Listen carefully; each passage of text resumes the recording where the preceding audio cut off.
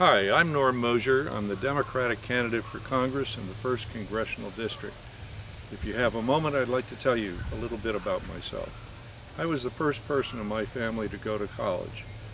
Following college, I joined the Navy, frankly, in order to avoid the draft, but found as a naval officer that I liked what I was doing very much, and I stayed for 26 years. I was privileged to have command of ships early and often, and during the course of my career I spent a year in Vietnam as an advisor to a paramilitary unit patrolling the coast and mouths of the Mekong River in wooden junks.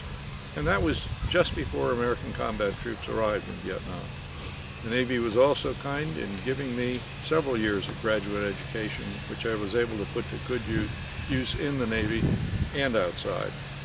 When I retired from the Navy, I went to work on the Senate Armed Services Committee, which was then led by Senator Sam Nunn, with Senator John Warner as the ranking minority.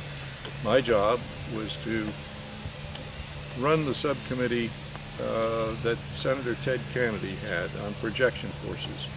We had $25 billion of the defense budget in R&D and procurement for the Navy, Marine Corps, and Special Operations. In those days, when we were given a budget by President Ronald Reagan, it was a Democrat-controlled Congress, but we were serious about our business. We never threatened to close down the government or to refuse to make a budget, as they do these days. Rather, we sat down and got to work and negotiated and compromised where necessary and did our job. Early in that period, I said to Senator Kennedy after a negotiating session, "Senator, I felt you gave away too much on one point." And he looked at me and he said, "No." He said, "I made an investment. Next week, we'll be negotiating again on an issue that's very important to me." And I signaled to them that they're going to have to give back to me.